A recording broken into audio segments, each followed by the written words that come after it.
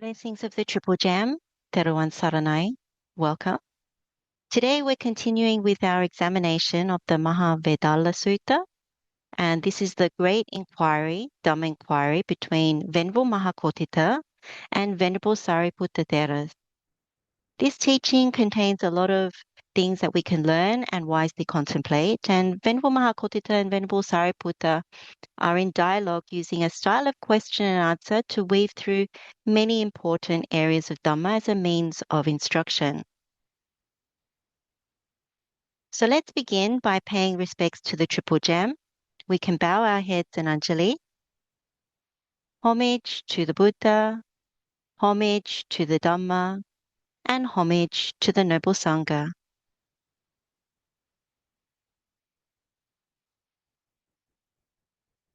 As highlighted in our first session, there is no distinct beginning, middle, and end because this teaching is in the style of questions and answers. There's a sequence of 34 primary questions grouped across about 11 subjects or Dhamma parts.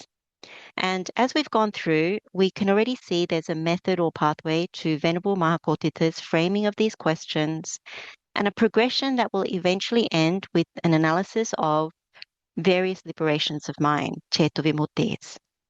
And the Four Noble Truths are certainly at the heart of this teaching, and we'll continue to confirm this as we go through the session today.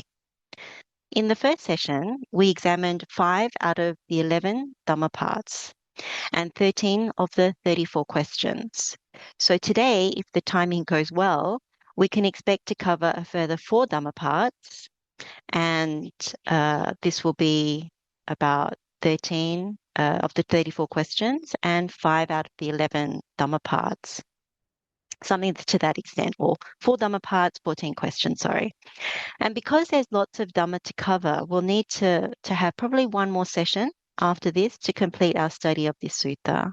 So as I said in the last session, though it's possible to complete this whole teaching in one session, it's more enjoyable and probably more beneficial to take time to contemplate the Noble Dhamma in this sutta. A quick recap of what we did last session in order to get our minds aligned so we can continue with our examination. Initially, we looked at the ninefold division of the Buddha's teaching, then at Venerable Mahā Koṭṭhita and Venerable Sāriputta and their relationship as an encouragement to lean into this teaching. We also looked at the snapshot of the subjects of Dhamma Inquiry and why the teaching is beneficial.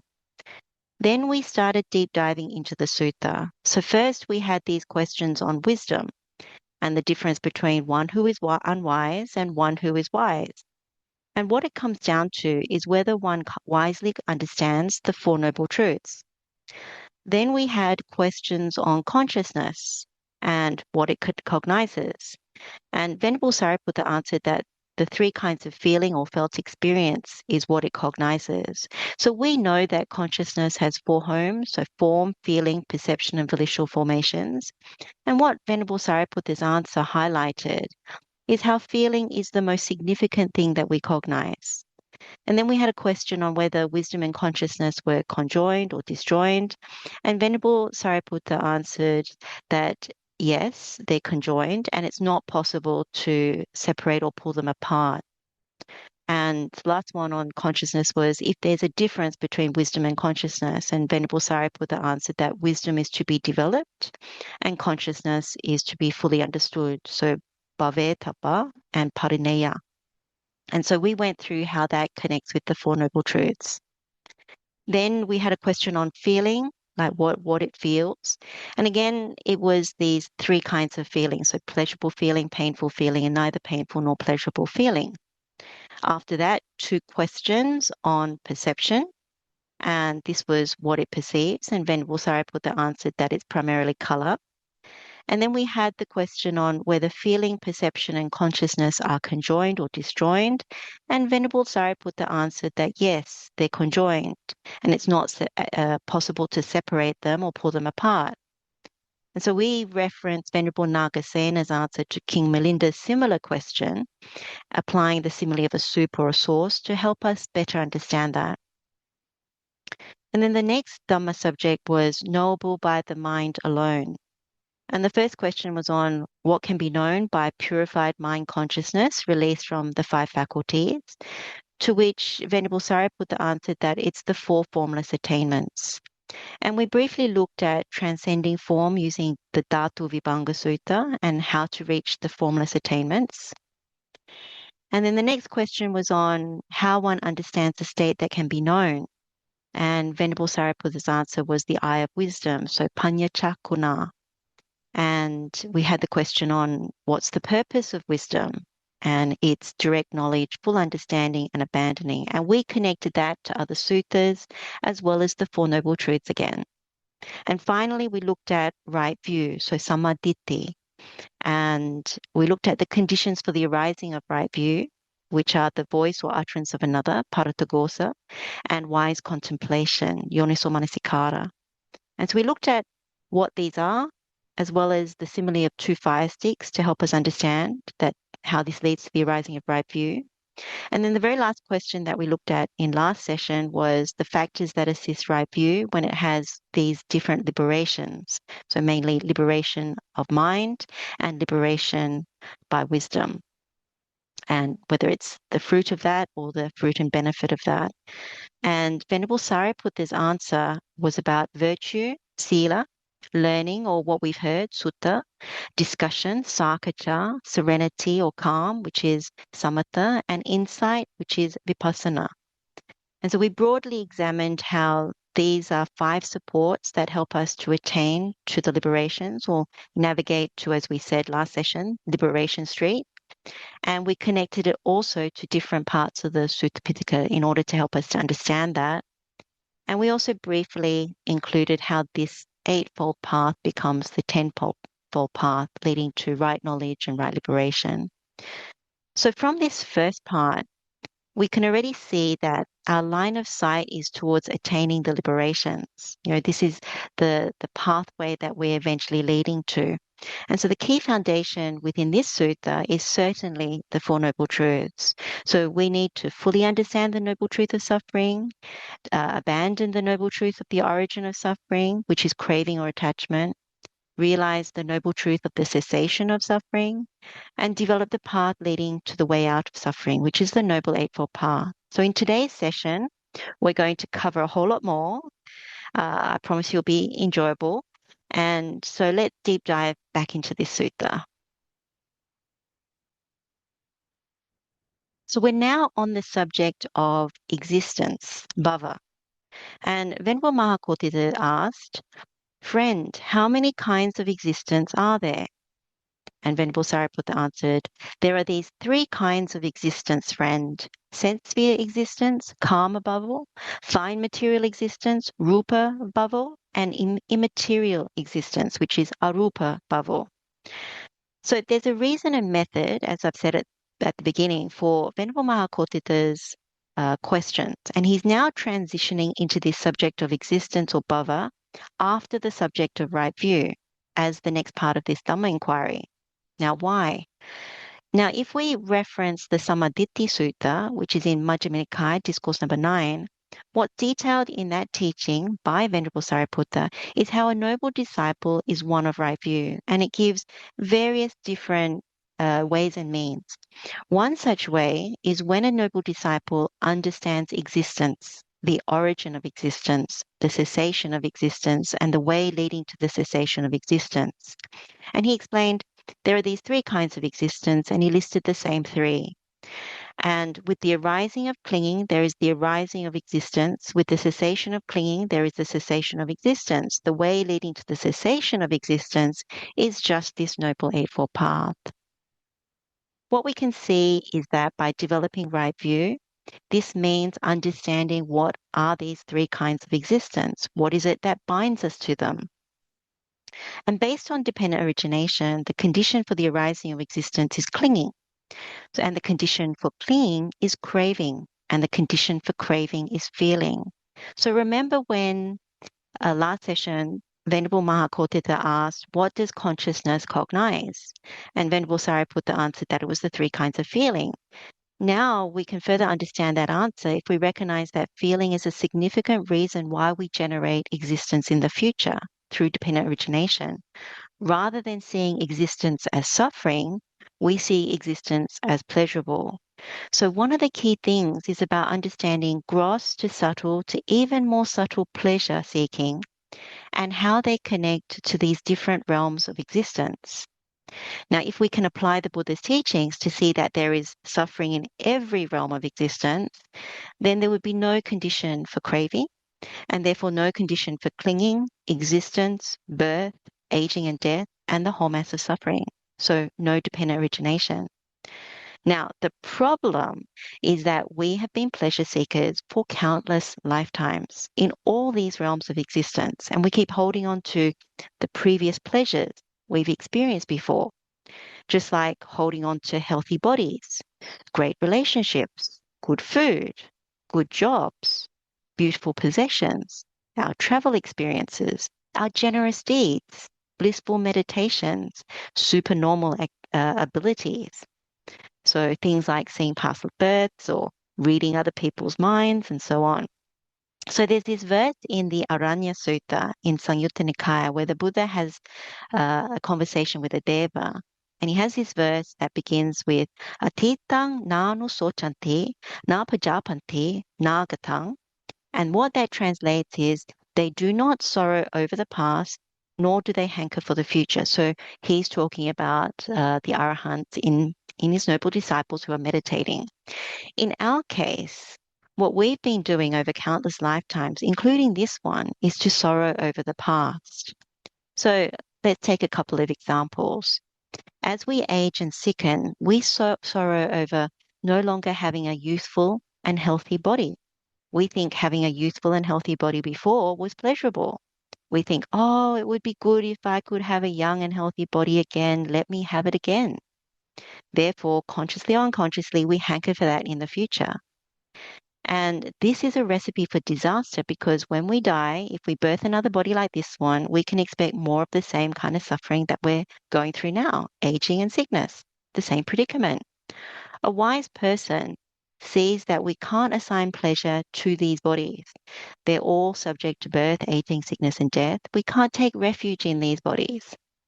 Now, similarly, another example would be applying it to something more like subtle pleasure that comes from our meditation, whether it's the jhana concentrations, formless attainments, liberations, and so on. We sorrow over falling from these blissful and peaceful states, not seeing the sickness in these higher states, that there's still disturbances there and how they don't last. We thought that they gave lasting pleasure. So we think, oh, it was so peaceful. I could abide in that state for such a long time. I recall past births. I saw these beautiful lights and visions. It's so much better. And again, this is a recipe for disaster because when we die, if we birth to those realms, we would also experience suffering. And a wise person sees that we cannot assign pleasure to these higher meditative states because they're all subject to birth, aging, sickness, and death. We can't take refuge in those meditative states. And to take that even further, the Buddha would say it is actually still rooted in hate because we're trying to abide there, a place that still has disturbances. What it comes back to is the Four Noble Truths.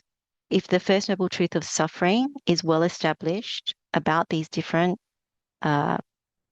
states that we have, as well as the different realms of existence, if that's well supported by mindfulness, then we wouldn't misapprehend it as pleasurable. And with the second noble truth of the origin of suffering, the Buddha has said, it is this craving that leads to renewed existence, accompanied by delight and lust, seeking delight here and there, that is, craving for sensual pleasures, craving for existence, craving for non-existence. So this craving and clinging is what binds us to these three kinds of existence. And this leads to birth, and with birth as condition, aging and death and the whole mass of suffering. If we abandon craving for any kind of renewed existence, then there's no more suffering. So we really need to understand, as Venerable Sāriputta said in the Samaditthi Sutta, the three kinds of existence in order to be able to overcome clinging to them. What we've been doing is we've been transmigrating in samsara for an unfathomable long time. We have re-existed and been reborn to these three kinds of existences. This means we have the practice of going from birth to birth, in these three kinds of existences over and over again, suffering over and over again. So the karmic weight of that practice is very, very strong. So let's now take a look at the three kinds of existence and go through. And while we're going through, try to remember that the Buddha and his noble disciples have repeatedly said that birth or rebirth in these kinds of different realms is suffering.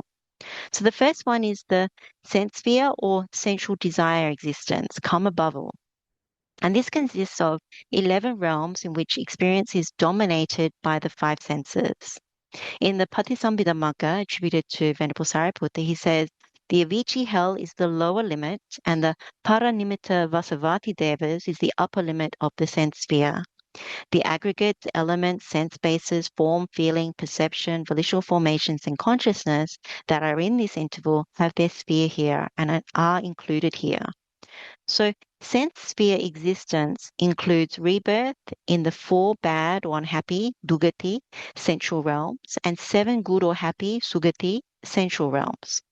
So the bad destinations or states of deprivation, sometimes we call them apaya, they include the hells, so niraya. These are the realms of unimaginable suffering and pain. So there are suttas in the Sutta Pitaka like Devadutta Sutta that talk about the hell realms.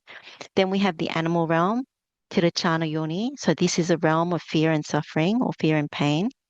And then the plane of departed or hungry ghost realm, Peta Yoni. So beings in this realm wander hopelessly searching for sensual fulfillment, but not being able to find that.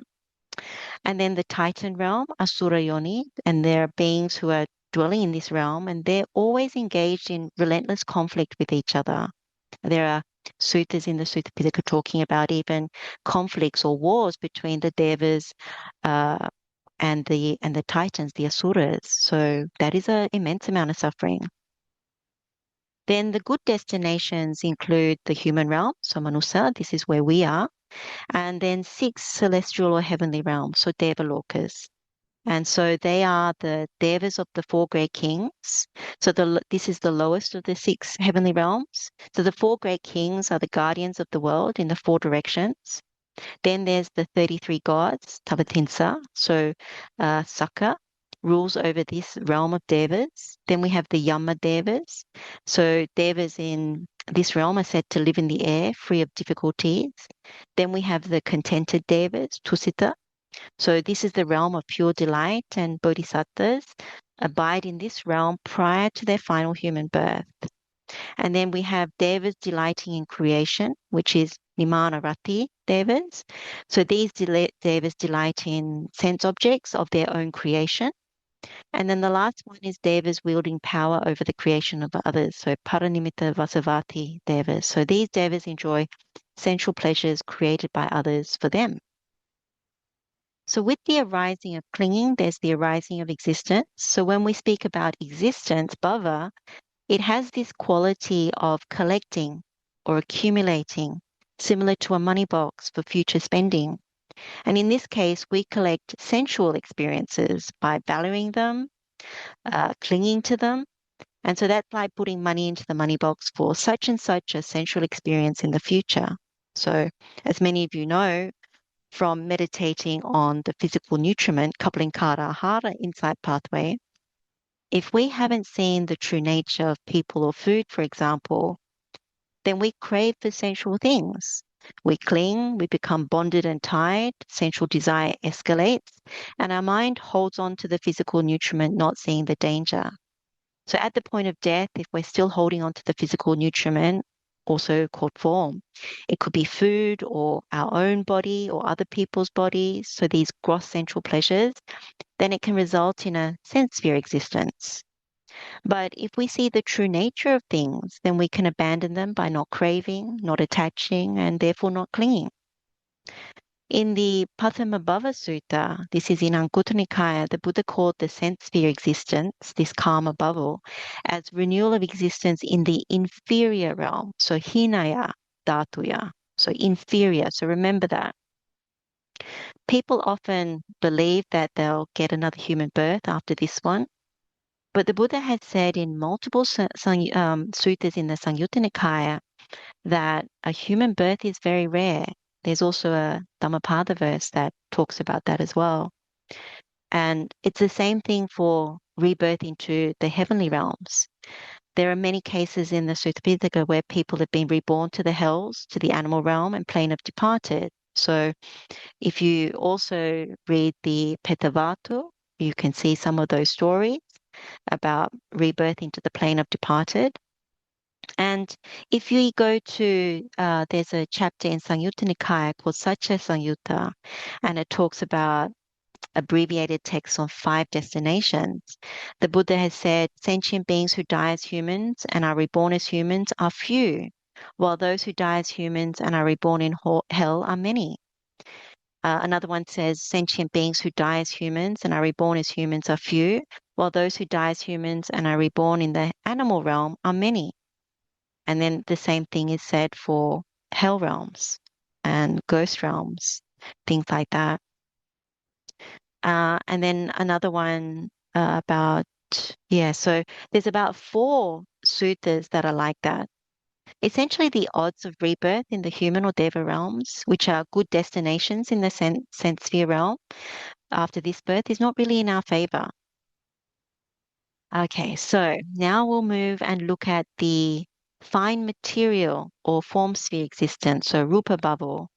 This consists of 16 realms where inhabitants experience extremely refined degrees of mental pleasure.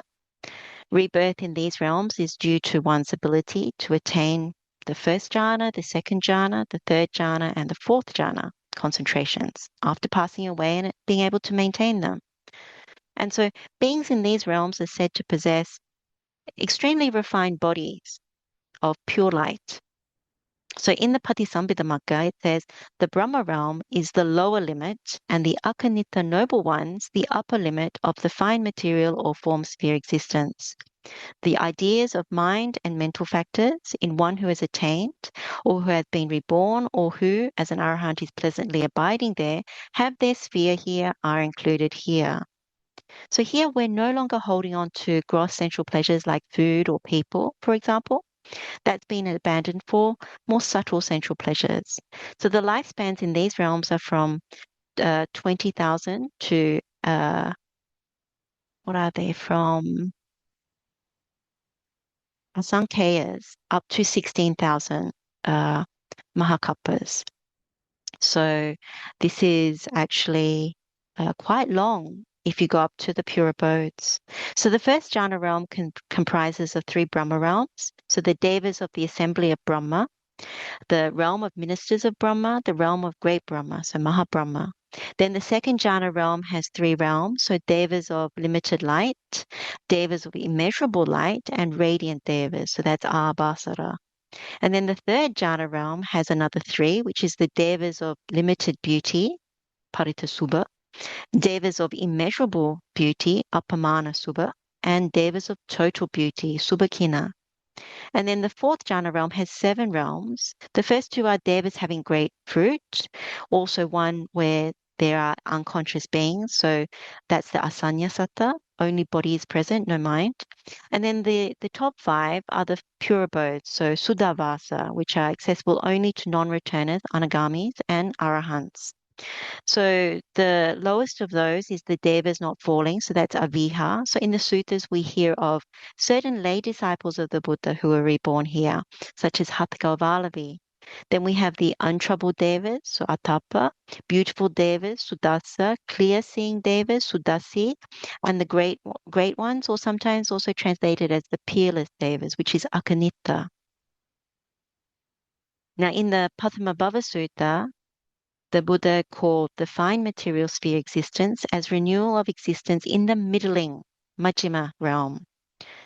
And so there's many meditations that help us to train in the 4 jhanas, such as even the Samadhi Bhavana Sutta, painful practice with slow realization, Vatupama Sutta, Karaniya Metta Sutta, and many, many more. And then the third realm of existence is the immaterial or formless sphere existence. So this is a Rupa Bhava, and this consists of 4 realms known as the sphere of infinite space, the sphere of infinite consciousness, the sphere or plane of nothingness, and the sphere of neither perception or non-perception. So in Patisambhida Magga, it says the devas of the base of infinite space is the lower limit, and the devas of the base of neither perception or non-perception, the upper limit of the immaterial or former sphere existence. The ideas of mind and mental factors in one who has attained, who has been reborn, or who is an arahant, is pleasantly abiding there, have their sphere here, are included here. Rebirth in these realms is because of one's ability to reach the formless attainments after passing away and maintaining them. So this is connected with even more subtle or refined sensual pleasures. And lifespans in these realms are from 20,000 to 84,000 mahakalpas. So very, very long. In the Pathamabhava Sutta, the Buddha called the immaterial sphere existence as renewal of existence in the superior, panita realm. So meditations such as the one we just discussed in part 1 on the Mahavedalla Sutta about removing the 4 great elements, not taking them as me and mine, according to the Dhatu Vibhanga Sutta, that's one example of how we can train in the formless attainments, how to reach them sequentially.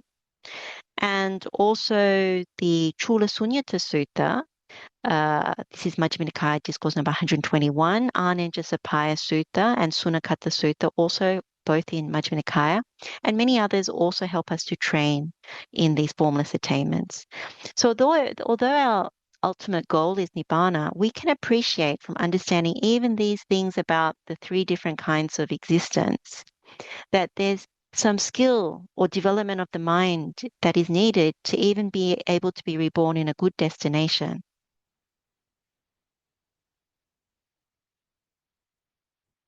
So then Venerable Mahā Koṭṭhita asked, friend, how is renewal of existence in the future generated? So basically he's asking, how do we generate another existence after this one?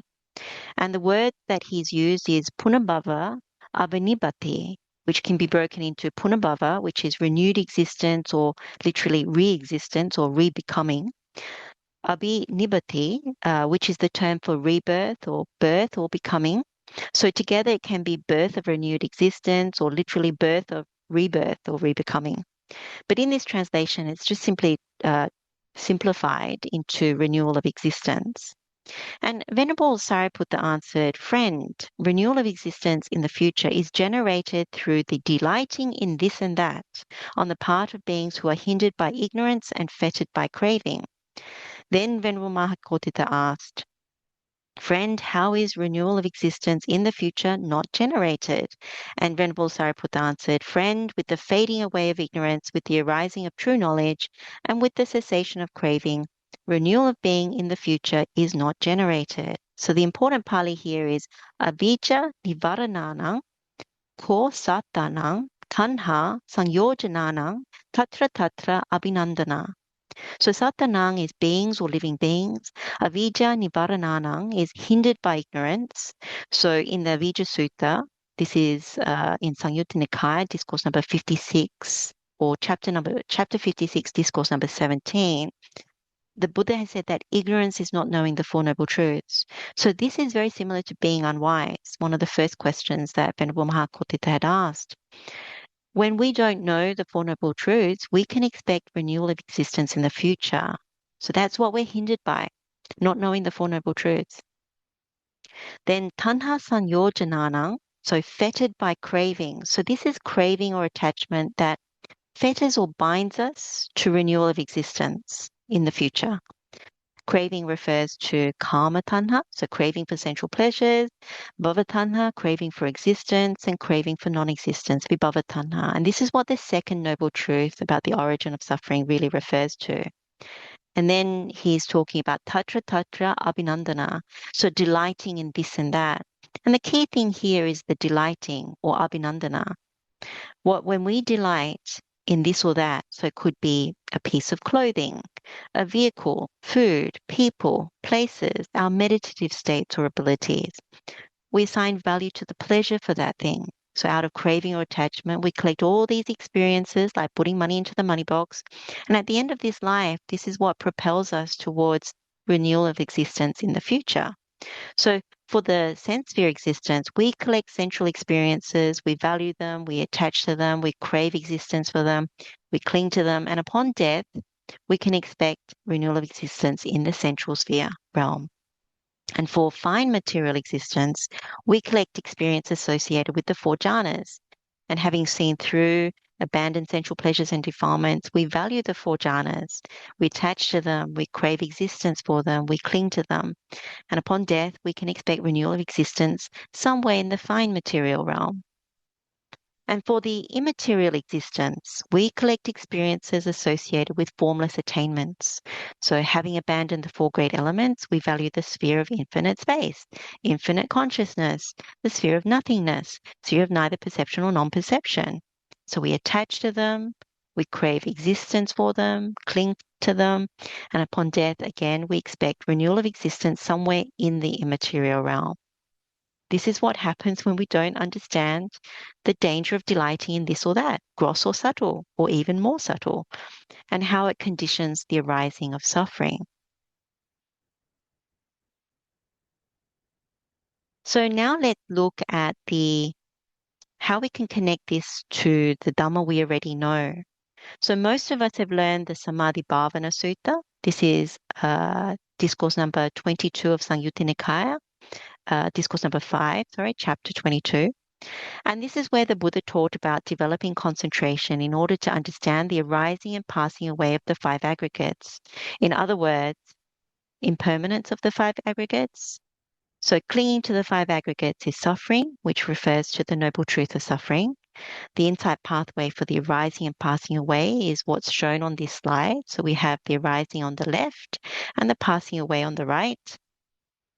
And when we apply ourselves to this meditation for any or all of the five aggregates, we can understand to a certain degree Venerable Sāriputta's answer. If you recall, we usually start by contemplating birth is suffering. And here we contemplate birth in all realms of existence is suffering, then aging is suffering, sickness is suffering, death is suffering, before we take an example and contemplate these insight pathways. The initial step is important because we're establishing the right view on the First Noble Truth of suffering. And it's something we circle back to after contemplating this arising pathway. So we take an example. Say we're contemplating the aggregate of form, such as a food item, material objects, a person, a pet, our own body. These are the this and that Venerable Sāriputta is referring to. And we contemplate the arising phenomena. So we ask, do we seek delight? Do we welcome or express? Do we remain holding? So abhinandati, abhiwadati, ajosaya titati. And this is how craving comes to arise. And as a consequence of this, then the delight comes to arise. We assign value to that experience in our mind, thinking, oh, how good it was. And it's worth experiencing again and again. And because of that, what we're really internally saying is, I can exist if I have this kind of experience. And with delight in form, there's clinging, so upadana. In this case, we mentally grasp that form and spin it in our mind with attachment, with clinging as condition, existence, bhava. So this is the craving for existence that arises. So we're putting money into the money box for a future renewal of existence. So we collected in our previous births. And in this one, we're doing the same thing unless we know the Four Noble Truths. And so with existence as condition, there's birth. And with birth as condition, there's aging and death. And with aging and death, then there's this whole mass of suffering. So sorrow, lamentation, pain, sadness, and despair. What this insight pathway shows us is that for that little bit of pleasure, seemingly innocent bit of pleasure, we get this truckload of suffering. So birth is suffering, aging is suffering, sickness is suffering, death is suffering, what we contemplated at the beginning of the meditation.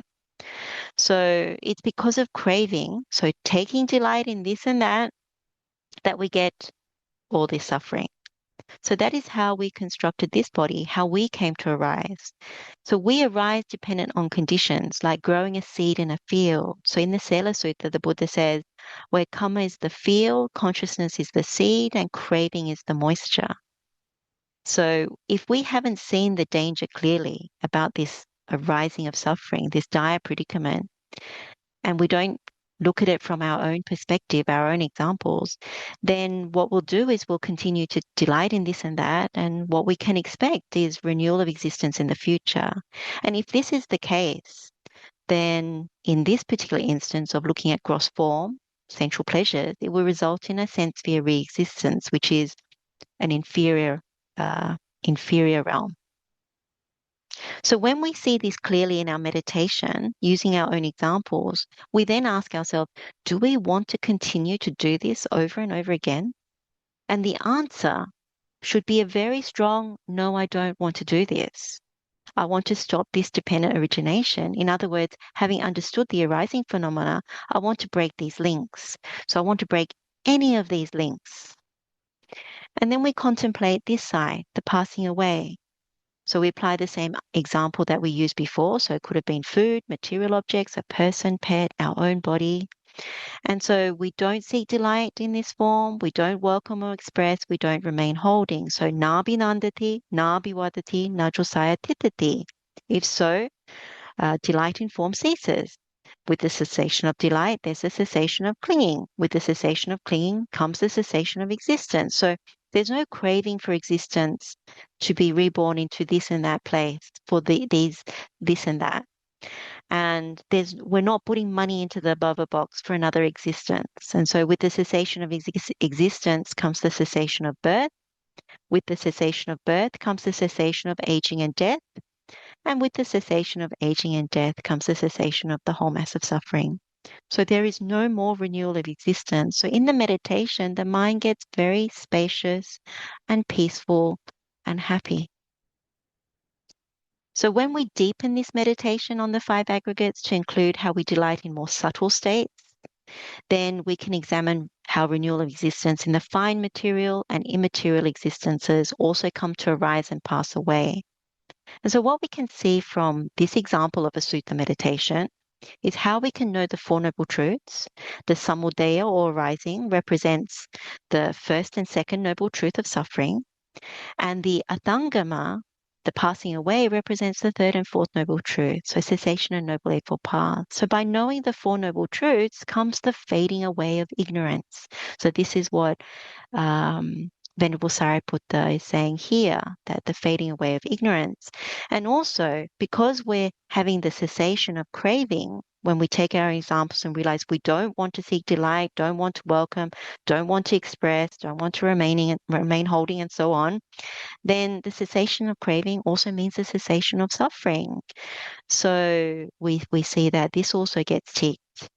And then we also get the arising of knowledge. So, for example, what we get from this meditation is the knowledge of the arising and passing away of craving, the knowledge of the arising and passing away of suffering, and the knowledge of how the renewal of existence is generated and how it is not generated. So even by taking this sutta meditation as an example for this section on existence, you can already see how powerful the Samadhi Bhavana Sutta meditation is, especially if we apply ourselves to it.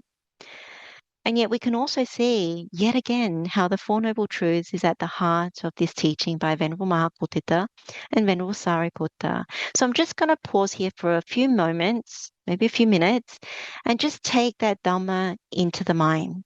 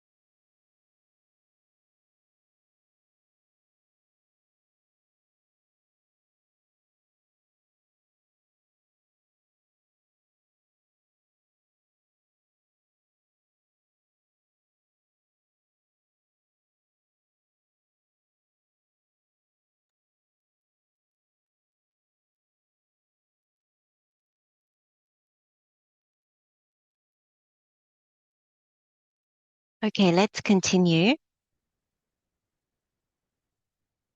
In a similar way, we can also understand Venerable Sariputta's teaching to the wanderer Samandakani, I think that's how you say his name.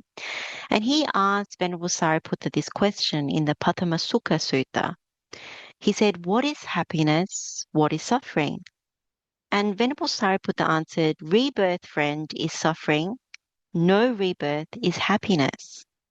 When there is rebirth, this suffering is to be expected: cold, heat, hunger, thirst, defecation, urination, being afflicted by fire, sticks, or knives, and relatives and friends get together and scold one. When there is rebirth, this suffering is to be expected. When there is no rebirth, this happiness is to be expected. No cold, no heat, no hunger, no thirst, no defecation, no urination, no being afflicted by fire, sticks, or knives, and relatives and friends don't get together and scold one. When there is no rebirth, this happiness is to be expected. I was just chuckling there because uh, I could hear people telling each other off today, and it just reminded me about the suffering. So we spend all of our lives in search of happiness, pleasure, like lasting pleasure. And this doesn't mean just the highs of, holidays and birthday parties and things like that, but all the things in our life that help us to exist with less suffering. So things we say to ourselves like, I can exist if I have this or that. Like if this person is there, or if I have my cup of coffee in the morning, then I'll be right. It's all good. And if conditions fail, we believe we can fix them and reunite ourselves with pleasure again. So at the gross level, it's material things, agreeable objects.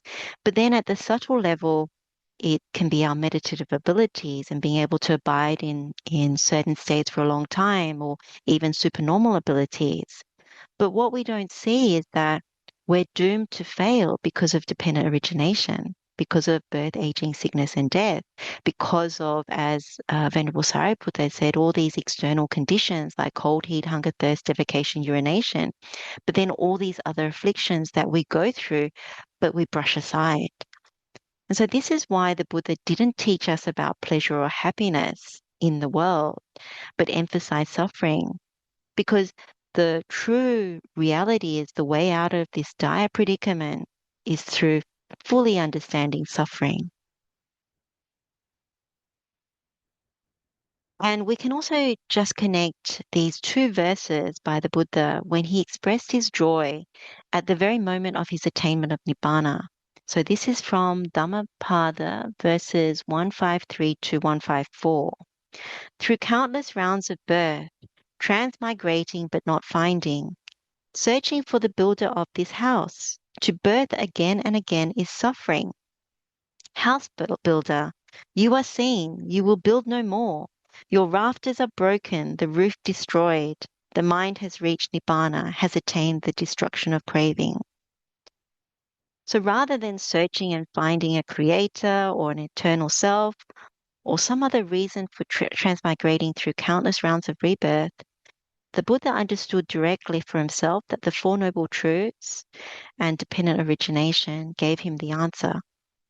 And so taking into account that Dhamma that we've just gone through and these verses, what should resonate in the mind, especially the Buddha's direct knowledge, this is just after he attained Nibbana, the insight that to birth again and again, like this sentence here, to birth again and again is suffering. So I'll just pause here again, just for a few moments, just to take that in. This is straight after the Buddha's enlightenment, and he realizes to birth again and again is suffering.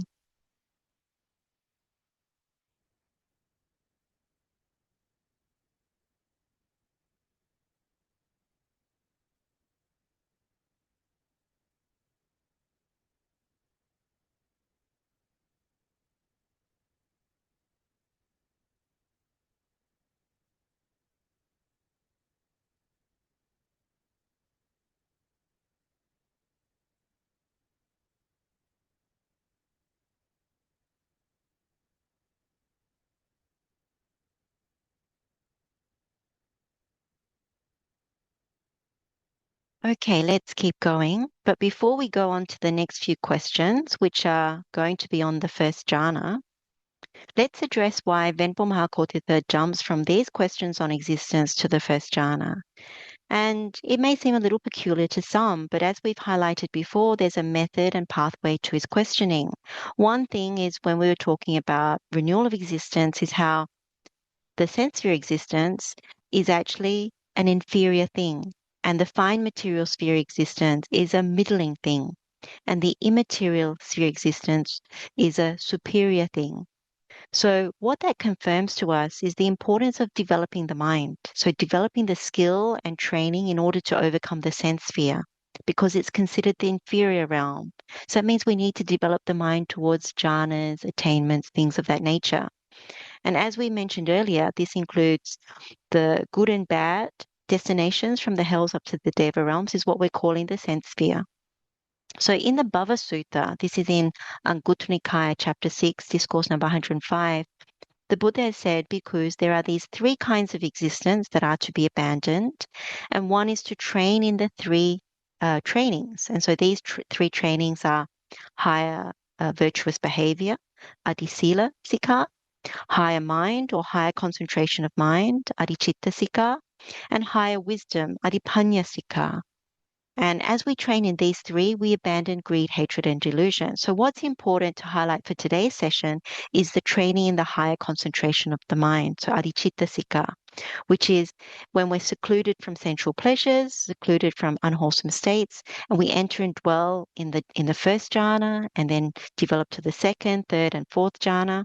That's what it means to be training in the higher mind or higher concentration of mind.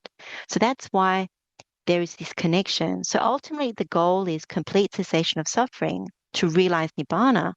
But there is, if you like, a hierarchy in terms of the different kinds of renewal of existence or rebirth.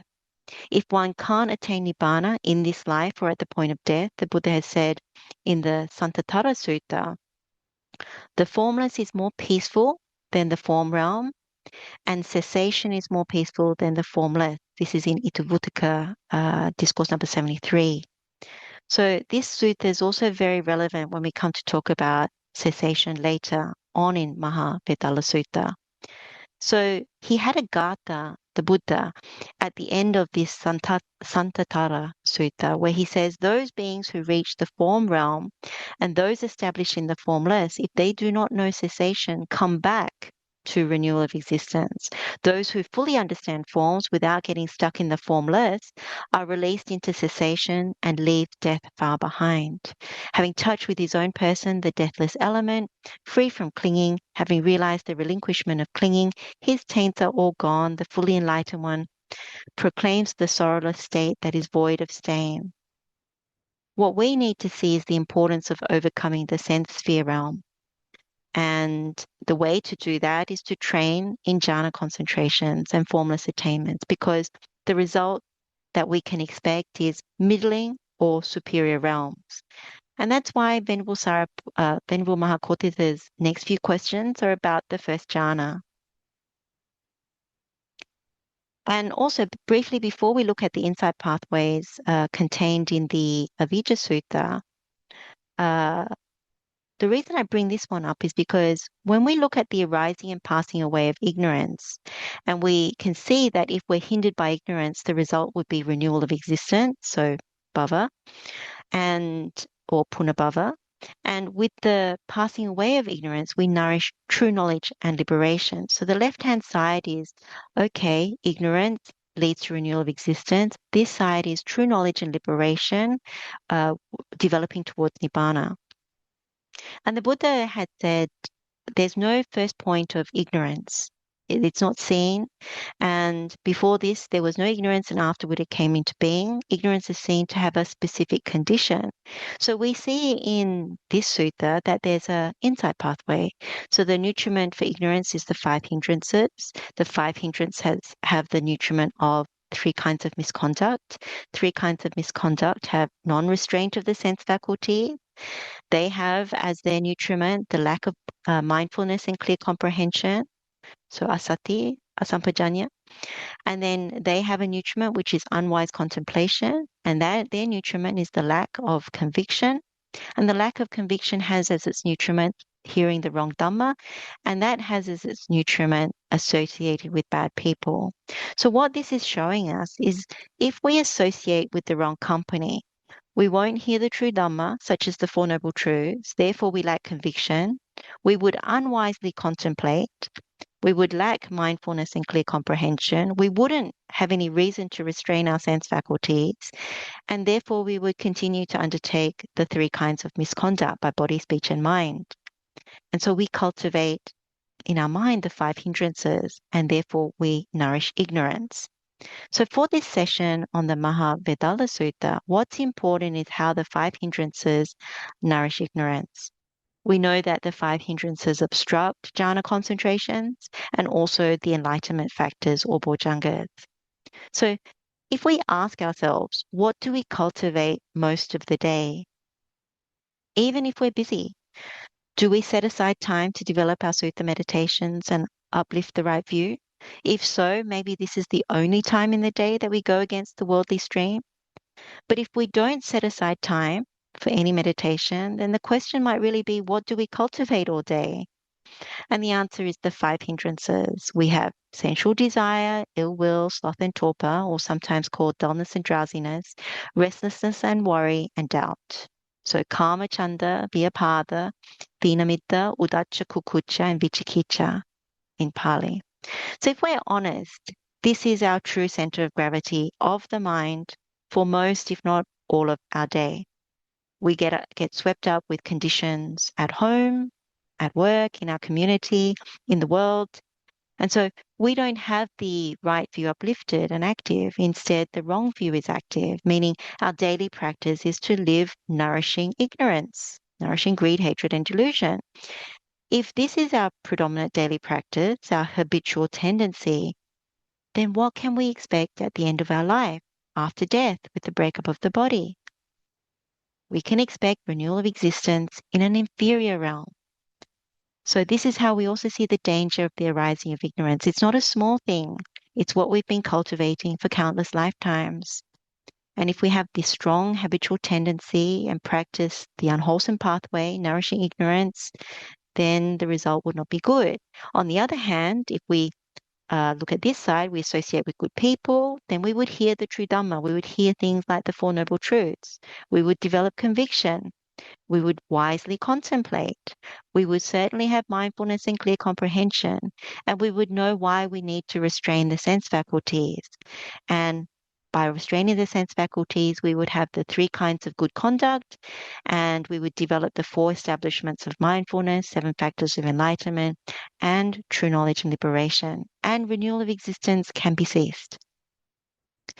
And if you're wondering about craving, there's a similar sutta to this one called the Tanha Sutta directly after this sutta. And it also says practically a similar pathway. So we're not going to go into those suttas right now. We don't want to veer off. But in a similar but different way, through the style of questions and answers between Venerable Mahā Koṭṭhita and Venerable Sāriputta, in Mahavedalla Sutta, we are being shown a structured pathway to true knowledge and liberation. Okay, let's continue with the questions. So Venerable Mahā Koṭṭhita asks, friend, what is the first jhana? And Venerable Sāriputta answered, here, friend, quite secluded from sensual pleasures, secluded from unwholesome states, a bhikkhu enters upon and abides in the first jhana, which is accompanied by thought and examination with rapture and pleasure born of seclusion. This is called the first jhana. So this is a very standard definition or explanation of the first jhana, and it appears throughout the Sutta Pitaka. It makes very clear that we need to be secluded from sensual pleasures and unwholesome states. So we need to be secluded from karma and also akusala dhammas. Most of us will already know that if the mind is polluted with thoughts of sensuality and other unwholesome things, then we find it very difficult to concentrate the mind.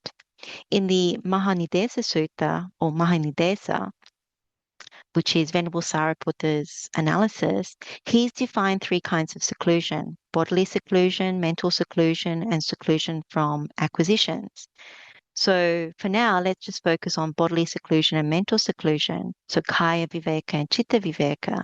So bodily seclusion in a nutshell is when we go to a suitable place, like physically go, and we can be physically alone to practice. This means we set aside time after we've completed all our duties and responsibilities, and we're away from sensual pleasures, including people. And then mental seclusion is where we develop the mind towards the jhanas, the formless attainments, and the noble attainments. As we develop more skill in methodically attaining to these higher states, then we know we're secluded from increasingly subtle states. So sometimes this is called in the Sutta Pitaka progressive cessations. So to reach the first jhana, we need to take a suitable meditation object and apply thought and examination. So vitakka vichara. This is so we can establish the right view. We can uplift the mind with right thought. So what we're practically doing is cultivating skilled thoughts or wholesome thoughts and removing those unwholesome ones. And by doing so, we activate the Noble Eightfold Path. So we develop this non-greed, non-hatred, non-delusion instead of the usual worldly tendency towards greed, hatred, and delusion. So in this way, we are purposefully secluding ourselves from sensual pleasures and unwholesome states to develop the path. So the key words to focus on for the first jhana are thought. So this is the vitakka. This can also be translated as thinking or reflection, or in initial application is sometimes used. It has the characteristic of fixing, so fixing the mind. And then examination in Pali is vichara, which can also be translated as examining or investigation or exploration. And the other one that's commonly used is sustained application. So it has this characteristic of movement. Now, when we select our meditation object or sutta meditation, what we're doing is we're really thinking about the Buddha's instructions and then examining the Dhamma and meaning by taking our own examples. There are two helpful suttas that appear in Pethakopadesa. They give similes, which are helpful for understanding thought and examination. So this vitakka vichara. So the first simile is just as when we see someone coming towards us in the distance and we don't know whether it is a man or a woman, but when we get the perception that it is a man or a woman, that they are one of such color, such shape, then this is thinking. And then as we are thinking, we further scrutinize if this man or woman is virtuous, unvirtuous, rich or poor. This is examining. So when we're thinking, when we're having the thought, we fix on the object in the distance.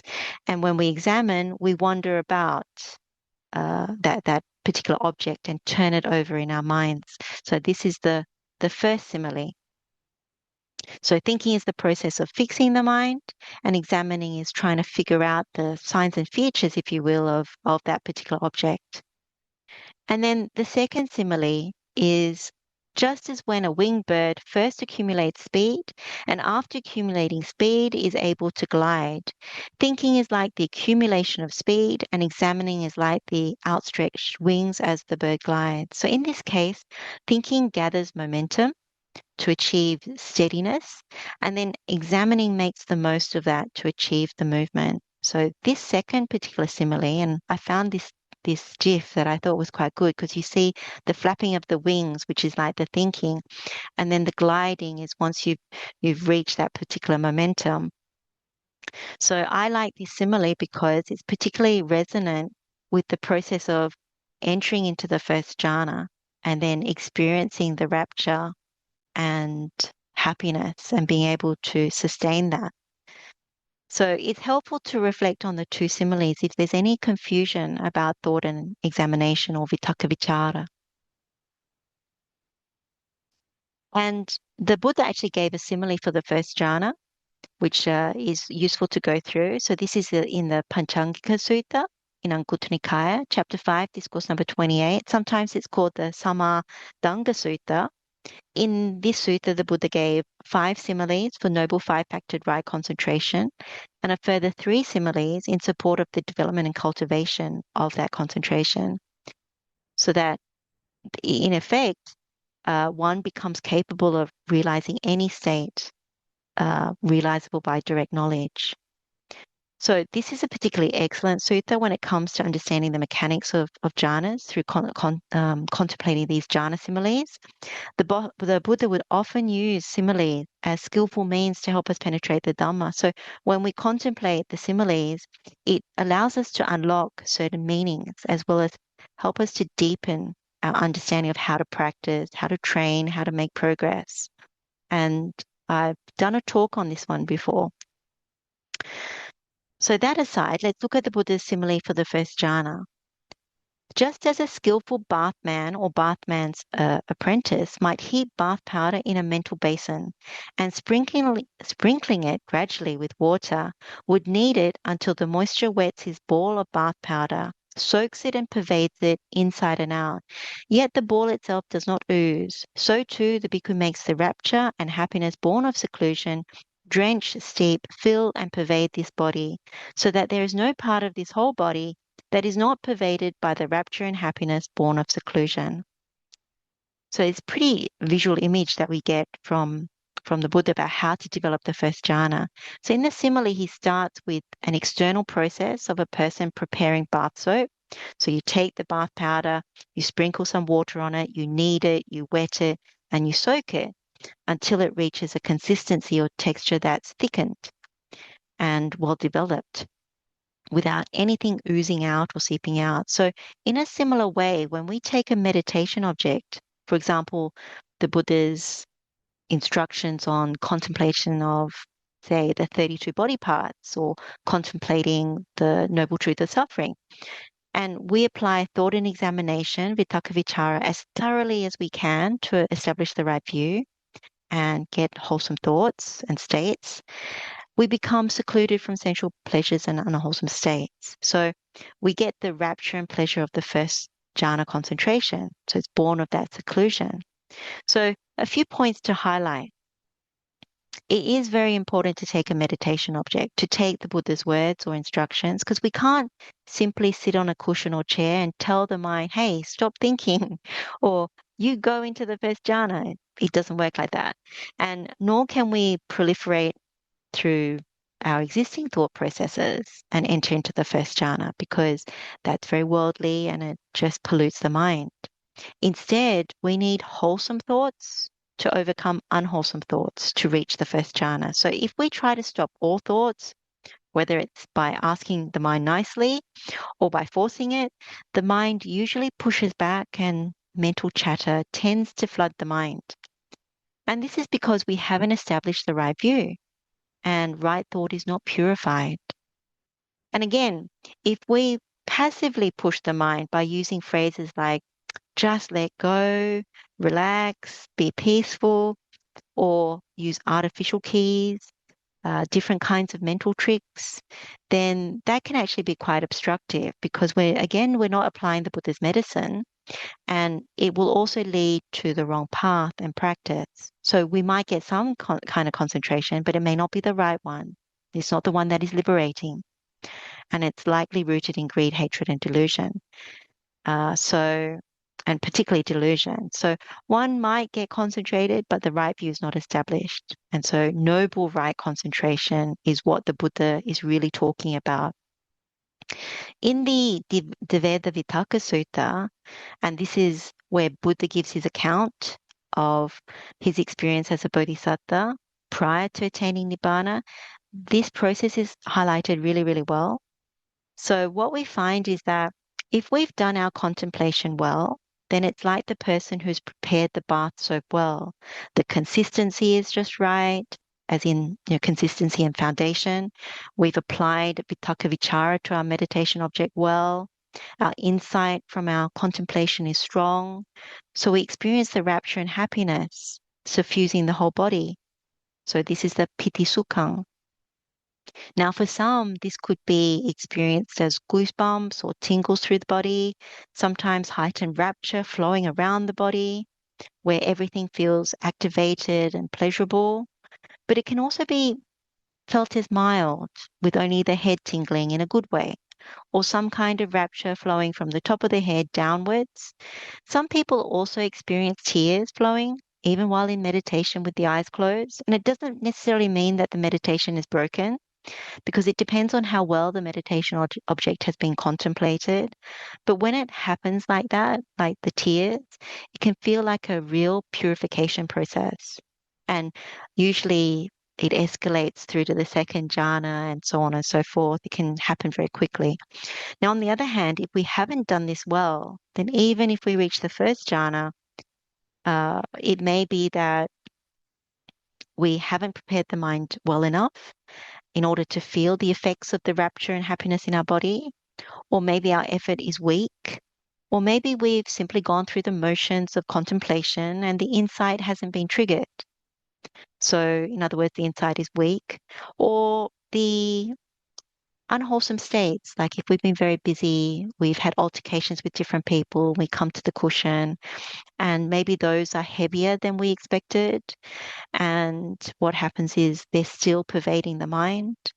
So even if we go into the first jhana, these unwholesome states quickly re-enter into the mind and make it wobble. And so we need more purification to establish ourselves before going into the first jhana. And there may be other reasons as well.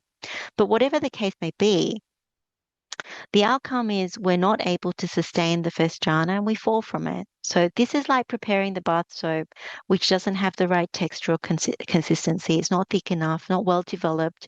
And so after a while, it starts to ooze and seep. Now, if we can't reach the first jhana, or can only reach it for a very short time, like we get bounced out of it, then we simply need to apply more effort to contemplate the meditation object. Or maybe in some cases it's the wrong meditation object and we should pick another one that is more suitable. So the takeaway here with this simile is to ensure that we prepare the mind really well, and we make sure that the rapture and happiness of the first jhana fills and pervades the whole body, if we can, and we maintain this concentration level. So it's a training process. So let's now take some examples from our own sutta meditations and see how we apply this Dhamma in practice to enter into the first jhana. So it gives a flavor of how it's done. So let's take the first noble truth of suffering. So we begin with birth is suffering, aging is suffering, sickness is suffering, and so on. When we recall this Dhamma, this is vitaka. We're thinking about it. We're thinking about the Buddha's words. And then if we ask ourselves, if all of this suffering, what is the cause of it? And so we start contemplating craving is the cause of suffering. And we remember the Samadhi Bhavana Sutta, like the one that we just spoke about. And so we take our own examples and we look at the arising and passing away. And so this becomes the vichara, the examining or the examination. And if we meditate like this, then what happens is we won't take delight, we won't welcome, we won't remain holding to sensual pleasures, meaning we abandon the craving. And with the abandoning of craving, we know all those different cessations happening. So cessation of delight, cessation of clinging, existence, cessation of birth, cessation of aging and death, and the whole mass of suffering. So we can see the thought and examination that is happening that enables us. So if we do the meditation correctly, we are secluded from sensual pleasures and unwholesome states, and we reach the rapture and happiness of the first jhana. There are other meditation objects we can take as well. So we've mentioned before the 32 parts of the body. We contemplate those. Also repulsiveness of food, or the four great elements. If we perceive the foul nature, that it is repulsive rather than beautiful or attractive, then this establishes the right view and we overcome sensual desire towards them. And then with the insight or wisdom, we develop thoughts of renunciation, thoughts of non-ill will, thoughts of non-harm. So again, another way of reaching the first jhana. If we contemplate the mental stains using the Vatupama Sutta or similar suttas, we apply thought. And then when we take our own examples, we see the trouble and suffering of those mental stains. We see the arising, what is the condition for these particular mental stains. And when we cut that off, we see the cessation of those mental stains. And so what we see is if we allow these mental stains to be there, the mind is heavy and sinking, and we recall, oh, the Buddha has said we can expect an unhappy destination. But if we abandon those mental states, then we're able to develop more wholesome states, a purified mind. And so we can also attain to the first jhana. So there are many, many sutta meditations that can be taken in this way to enter into the first jhana. So that's just a few examples. So I'll just pause here for another few moments just to take that into the mind, and then we'll move forward with the rest of the questions.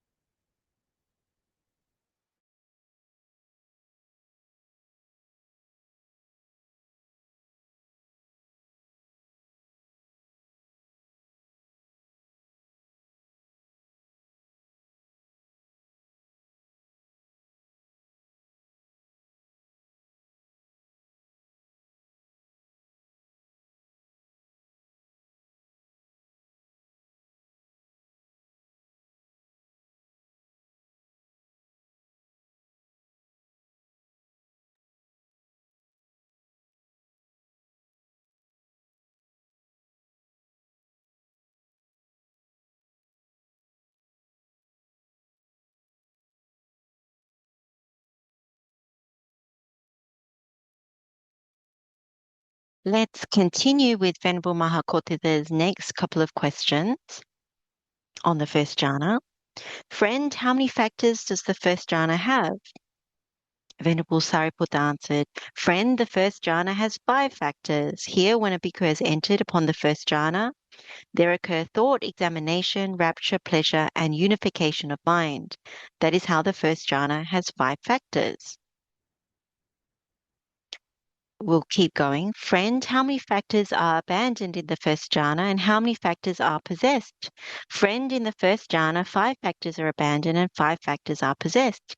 Here, when a bhikkhu has entered upon the first jhana, sensual desire is abandoned, ill will is abandoned, sloth and torpor are abandoned, restlessness and remorse or worry are abandoned, and doubt is abandoned. And there occur thought, examination, rapture, pleasure, and unification of mind. That is how in the first jhana, 5 factors are abandoned and 5 factors are possessed. So the 5 factors we abandoned are the 5 hindrances. So sensual desire, ill will, sloth and torpor, or dullness and drowsiness, restlessness and remorse or worry, and doubt. So we've already highlighted this when we looked at the 5 hindrances as the nutriment for ignorance, when we briefly looked at the Avijja Sutta. So in the Akusalarati Sutta, the Buddha calls the 5 hindrances a complete heap of unwholesome, kevalo akusalarati, and that is what we abandon when we enter into the first jhana. So they are suppressed when we contemplate the Dhamma. So we're no longer nourishing ignorance, but developing towards Nibbana by entering into the jhanas. And the 5 factors we possess are thought, vitakko, examination, vicharo, rapture, piti, pleasure or happiness, sukha, and unification of mind, chitta ekagata. So that's also sometimes referred to as one-pointedness of the mind or concentration. So this is pretty straightforward in the sense that we know that we possess thought and examination. So the Buddha's words or the meditation object that helped us to reach the first jhana. And depending on our meditation object, we may see the true nature of food, these bodies, the impermanence of the 5 aggregates, loving kindness, or the noble truth of suffering, and so on. So these contemplations are what is helping us to abandon sensual thoughts and develop thoughts of renunciation. So this is instead of ill will, we have thoughts of non-ill will and so on. And as a result, we have the rapture, the piti, suffusing the body, and we have the happiness or pleasure, which is the sukha, in the mind. And that is born of being secluded from sensual pleasures and unwholesome states. And the last thing we have is this unification of the mind, which is the fruit of the concentration or stillness in the mind, the peace. And this is helping us to develop the Noble Eightfold Path.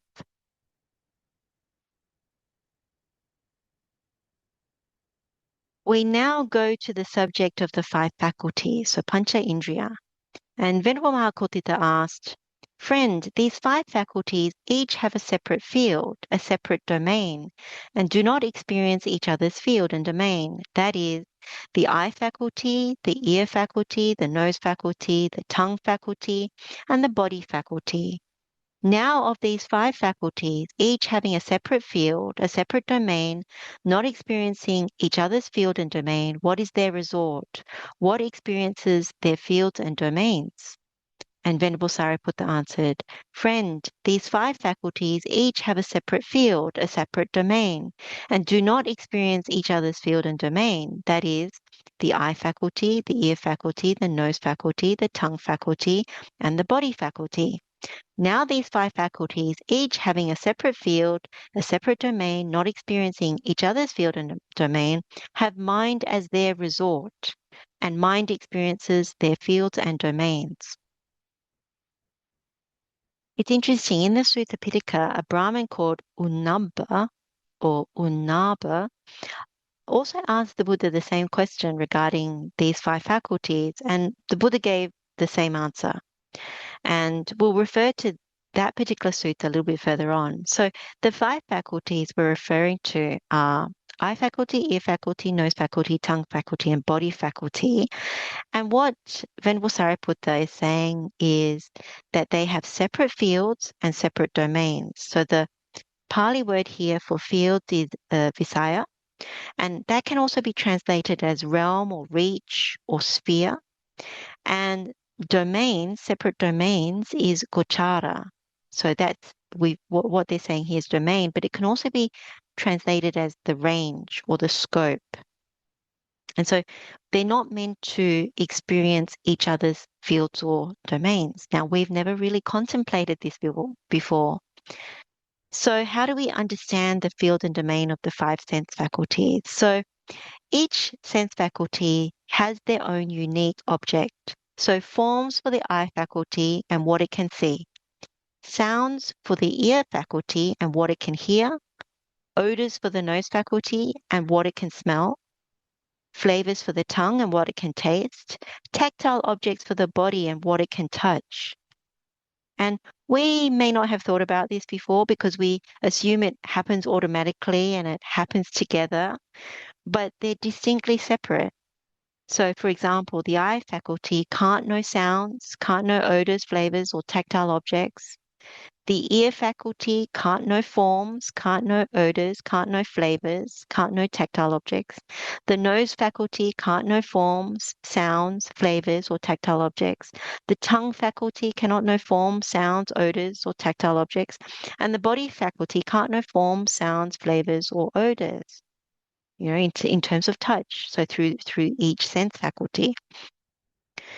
So when Venerable Sāriputta said, these 5 faculties have mind as their resort and mind experiences their fields and domains, what this says is it's the mind faculty. So on this side, the mind faculty is the faculty that's able to experience and know the objects of the 5 sense faculties, as well as its own, which is the mental objects, and it's exclusive to itself.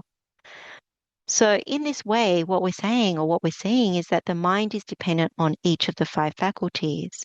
So it experiences their fields and domains, it collects them and becomes a repository for their fields and domains as well as its own. So that's why Venerable Sāriputta, it says these 5 faculties have the mind as the resort. So in Pali, it's mano patisaranang. Now, if we think about why we restrain our sense faculties, it's about not polluting the mind, not filling up the repository with unbeneficial objects that don't lead to nibbana but lead to renewal of existence. So in the Pamada Vihari Sutta, the Buddha gives this wonderful insight pathway that says if the mind is polluted, there's no gladness, there's no rapture, the body doesn't become tranquil, we dwell in suffering, the mind doesn't become calm or concentrated, meaning there's no jhana. And so the truth doesn't become apparent. So when we're negligent, which is what pamada is, when we're negligent and unmindful, we can expect to keep transmigrating in samsara, going from birth to birth, existence to existence. The opposite, if we're vigilant, if we restrain our sense faculties, then we keep the mind unpolluted. And there's gladness, rapture, and the body becomes tranquil, we dwell in happiness, and the mind becomes calm or concentrated. So we have access to the jhanas, and the truth becomes apparent. So essentially, when we're vigilant and mindful, we're in the vicinity of nibbana. And so this discussion between Unaba and the Buddha that I mentioned earlier, this is in the Unaba Brahmana Sutta in Samyutta Nikaya. And Unaba asks, what does the mind have as its resort? And the Buddha says, the mind has mindfulness as its resort. So sati patisaranang. And then Unaba asked, what does mindfulness have as its resort? And the Buddha answered, mindfulness has liberation as its resort. Vimutti patisaranang. Then Unaba asked, what does liberation have as its resort? And the Buddha answered, liberation has Nibbana as its resort. Nibbanang patisaranang. So it's pretty clear. When we have sense restraint, we don't let them run amok. The mind is unpolluted. We can purify the mind and we can enter into the jhanas. Mindfulness gets established and then mindfulness gets purified, particularly if we develop the jhanas, not just the first jhana, but more than that. And then we can develop towards liberation. So this is how it's connecting, and it aligns with the insight pathway for the passing away of ignorance as well that we briefly looked at in the Avijja Sutta earlier. Then Venerable Mahā Koṭṭhita asks, friend, as to these 5 faculties, that is the eye faculty, ear faculty, nose faculty, tongue faculty, and the body faculty, what do these 5 faculties stand in dependence on? So what this is saying is, what do the 5 faculties depend on? What nourishes them? And Venerable Sāriputta answered, friend, as to these 5 faculties, and he mentions the same 5 again, these 5 faculties stand in dependence on vitality. So vitality in Pali is ayu. So it can also be translated as life force or life energy, and it's synonymous with jivita indriya. So that's also translated as life faculty, life force, or vitality. And this is what nourishes our 5 faculties. So when our vitality or life force becomes exhausted, so ayu sankhaya, or the life force is, life faculty is destroyed, we pass away or we die. So it's only when we have vitality that the 5 faculties can function. So our eye, ear, nose, tongue, and body. So a dead body, for example, will no longer have vitality or life force to nourish it, and the eye will not see forms, the ear will not hear sounds, the nose will not smell odors, the tongue will not taste flavors, and the body will not touch tactile objects. So these functions will cease when the vitality or life force ceases. And then Venerable Mahā Koṭṭhita asked, friend, what does vitality stand in dependence on? And the answer was vitality stands in dependence on heat. So heat here is usma in Pali, and it's also translated as warmth or body heat. Friend, what does heat stand in dependence on? Heat stands in dependence on vitality. So Venerable Sāriputta confirmed that vitality and heat depend on each other.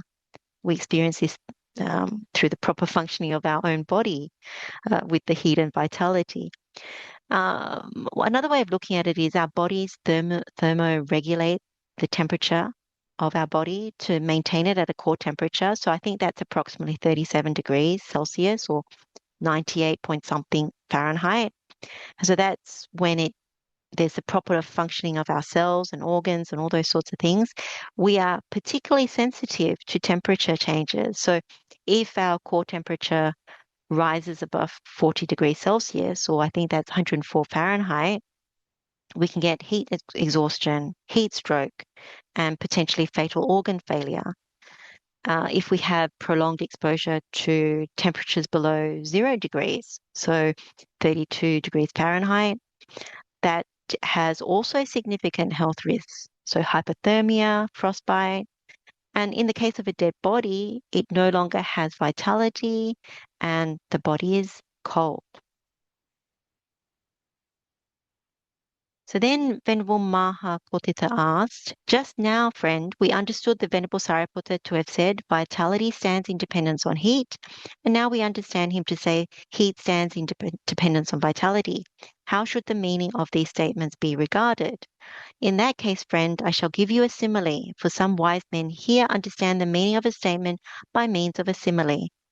Just as when an oil lamp is burning, its radiance is seen in dependence on its flame, and its flame is seen in dependence on its radiance, so too vitality stands in dependence on heat, and heat stands in dependence on vitality. So Venerable Sāriputta has given us the simile of a burning oil lamp, and we can see that the light or radiance is because of the flame, and we can also see that the flame is because of the light or radiance. So they nourish or assist each other. If one goes out, so does the other. So similarly, our vitality or life force is dependent on bodily heat, and bodily heat is dependent on vitality or life force. So one can't function without the other.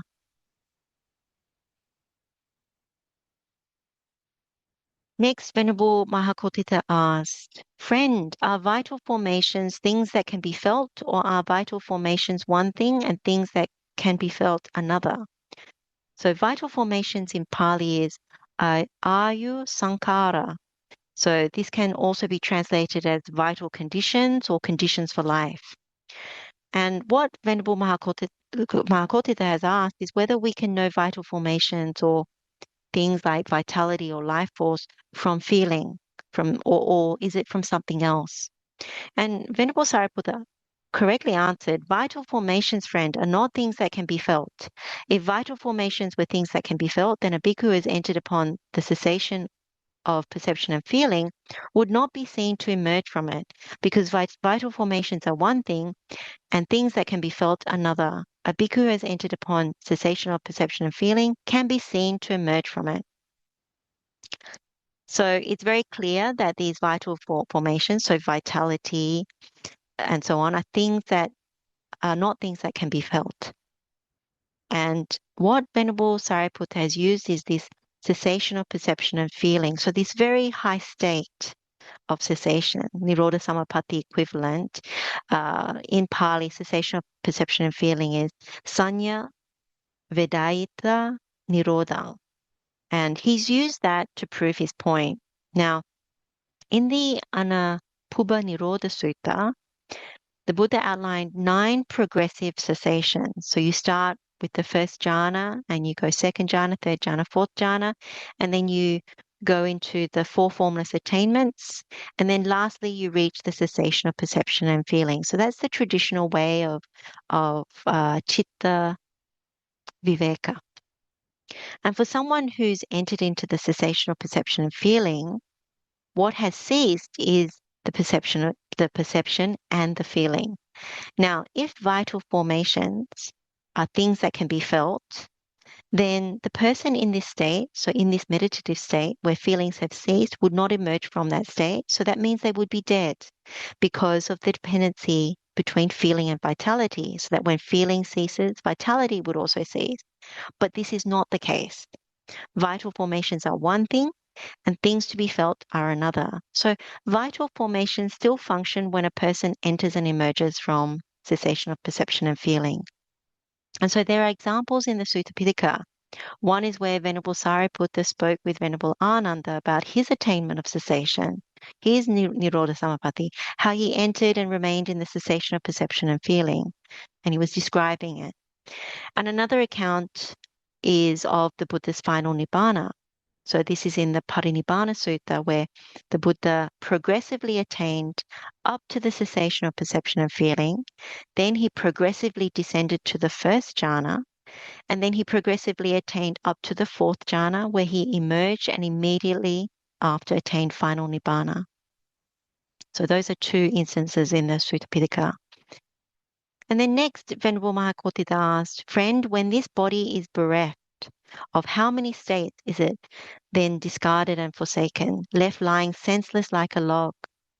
In other words, how many states does the body need to be deprived of in order to be declared completely dead, like the discarded log? Is it only vitality and heat, or are there other things? And Venerable Sāriputta answered, "Friend, when this body is bereft of three states, vitality, heat, and consciousness, it is then discarded and forsaken, left lying senseless like a log." So it's not just vitality and heat, it's also consciousness. So when the body is deprived of these three things, it ceases to function and we die, just like the log that's been abandoned in the forest or garden. There's a similar statement given by the Buddha in the Penapindupama Sutta. In that particular teaching, the Buddha gave a series of similes for the five aggregates. So some of you may recall the similes. So a lump of foam for form, water bubble for feeling, shimmering mirage for perception, trunk of a plantain tree for volitional formation, and magical illusion or magic trick for consciousness. And for each aggregate, the Buddha showed through contemplating and examining those similes that the five aggregates would be found to be completely void, hollow, and without substance. And at the end of the Penapindupama Sutta, the Buddha said in verse, "With reference to this body, the one of broad wisdom has taught that with the abandoning of three things, one sees this form discarded. When vitality, heat, and consciousness depart this physical body, then it lies there cast away, food for others without volition."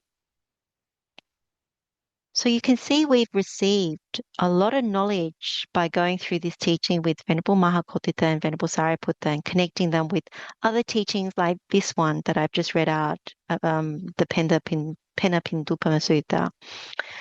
When we read these words, it's really easy to listen in some ways and not penetrate the Dhamma, like what's being said. And even if we contemplate them, sometimes it can take some time for our spiritual faculties to kick in.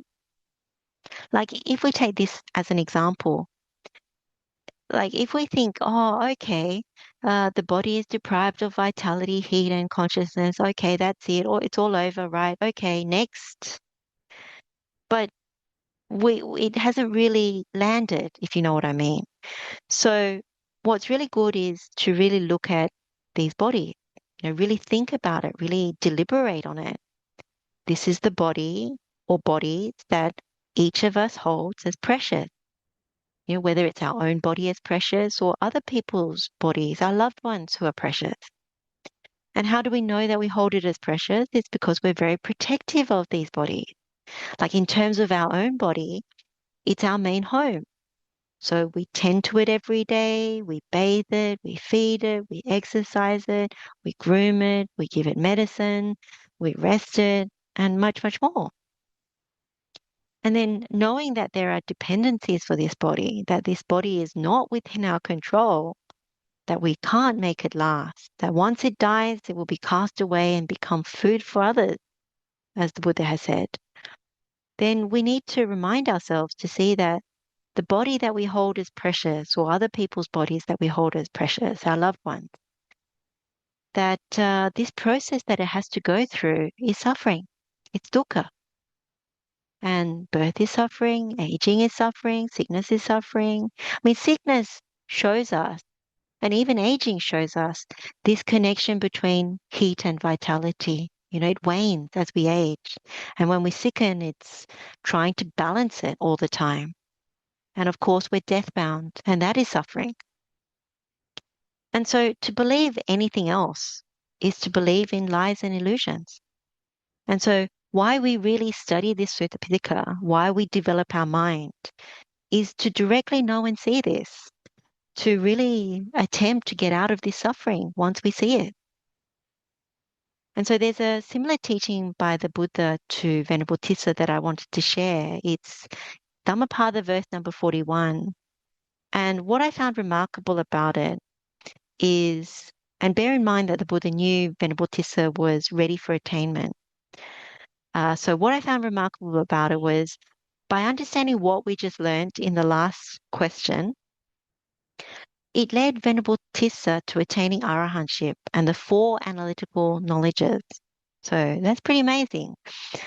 Now, in the Dhammapada commentary, it says that Venerable Tissa had been diligently practicing meditation. So he had taken a meditation object from the Buddha and he was diligently practicing it. And he became afflicted with a disease. So small boils appeared all over his body, which developed into big sores. When these sores burst, his robe became sticky and stained with body fluids, and his body was stinking, so really smelly, and rotting to a certain extent. And so for this reason, he became known as pucchaka tissa, which was tissa thera with the stinking or rotten body. Not very nice, is it?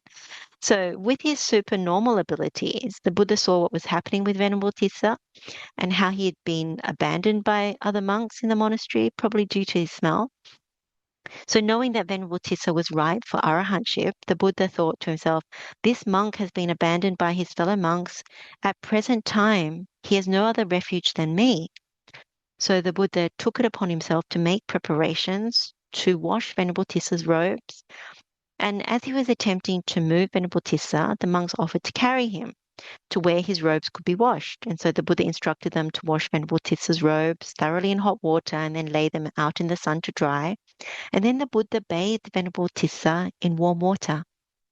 And once his clothes were dry or his robes were dry, Venerable Tissa was clothed in them again.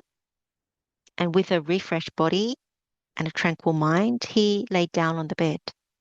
And at that point, the Buddha stood beside Venerable Tissa and said in verse to him, soon indeed this body will lie on the earth, deprived of consciousness, cast away as a worthless log. And so at the end of the discourse, Venerable Tissa attained arahantship together with the analytical insight and soon after passed away.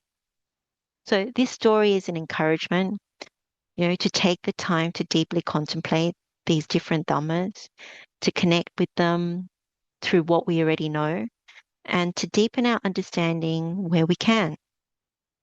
So if we do so, then we would attain, similar to Venerable Tissa, different kinds of attainments, different kinds of sharpening of spiritual faculties, that sort of thing. So now we come to the last question for our session today, and then I'll share another story. So Venerable Mahā Koṭṭhita asked, friend, what is the difference between one who is dead, who has completed his time, and a bhikkhu who has entered upon the cessation of perception and feeling? And Venerable Sāriputta answered, friend, in the case of one who is dead, who has completed his time, his bodily formations have ceased and subsided. His verbal formations have ceased and subsided. His mental formations have ceased and subsided. His vitality is exhausted. His heat has been dissipated. And his faculties are fully broken up. In the case of a bhikkhu who has entered upon the cessation of perception and feeling, his bodily formations have ceased and subsided, his verbal formations have ceased and subsided, his mental formations have ceased and subsided, but his vitality is not exhausted, his heat has not been dissipated, and his faculties become exceptionally clear. This is the difference between one who is dead, who has completed his time, and a bhikkhu who has entered upon cessation of perception and feeling. Okay, let's look at the first part of the answer, when a person is dead or has died. So there are two helpful suttas to help us understand this answer because it's not fully explained in this answer. So one of the suttas is called Dutiya Kamabu Sutta. This is in Samyutta Nikaya, chapter 41, discourse number 6. It's where Chitta the householder asks Venerable Kamabu, or Kamabu, not sure which way it's meant to be said, a series of questions that lead to the most profound of meditation experiences. And the other is Mahavedalla Sutta, and that's where the layman Vissajjaka asked the nun Venerable Dhammadinna about various difficult matters, including some of the highest meditation attainments. So Mahavedalla Sutta is the one directly after this Mahavedalla Sutta. So when it said bodily formations, which are kaya sankhara, verbal formations, which is vaci sankhara, and mental formations, which are chitta sankhara, that they've ceased and subsided. This is niruddha patipassada. We need to be clear about what these formations or processes are.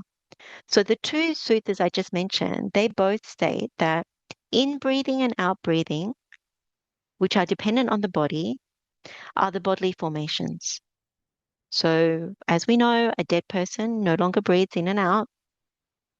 And then thought and examination. Vitaka vichara are the verbal formations, so vachisankara. So we think and examine, then afterwards we break into speech. So we know a dead person can no longer think and examine and break into speech. And then perception and feeling, sanya and vedana, they're dependent upon the mind. So these are mental formations. So a dead person can no longer perceive and feel and have mental activity. And we've already spoken about the relationship between vitality and heat. So when vitality is exhausted and heat has dissipated, so the body is cold, we know the body is dead, it's died. And then the last thing is the faculties are fully broken up or disintegrated. So a dead person no longer functions through the eye faculty to see, the ear faculty to hear, the nose faculty to smell, the tongue faculty to taste, and the body faculty to touch. It's completely disintegrated. And so now we can look at the person who has entered into cessation of perception and feeling. So in terms of the bodily formations, in-breathing and out-breathing has ceased and subsided. Verbal formation, so thought and examination has ceased and subsided. And mental formations, so perception and feeling and mental processes have also ceased and subsided. So in this way, it's similar to a dead person. And I guess when you see someone who's not breathing, you could mistakenly think that something's wrong or they had passed away, particularly if nothing seems to, there's no activity, no bodily, verbal, or mental activity happening. If they saw someone in cessation of perception and feeling. But the difference is really when it comes to vitality, heat, and the faculties. So here, in the case of someone in Nirodha Samapatti, vitality is not exhausted. So they're alive, they're not dead, and they still have their life force. Their heat hasn't been dissipated. So if you were to actually touch them, there's warmth or bodily heat. So the body hasn't gone cold. And their faculties become exceptionally clear, meaning they've been purified. So the mind is free of unwholesome states. It's in non-greed, non-hatred, non-delusion. So that's the distinction.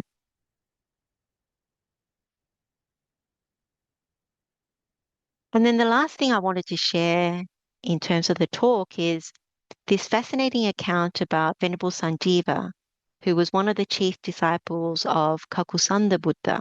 And this account appears in the Mara Tajaniya Sutta in Majjhima Nikaya Discourse number 50. So Kakusanda Buddha was the first Buddha to arise in the Buddha Kappa. So this is the Kappa that we're in now, which is known as the auspicious Eon or Mahakappa. Or Kappa, sorry.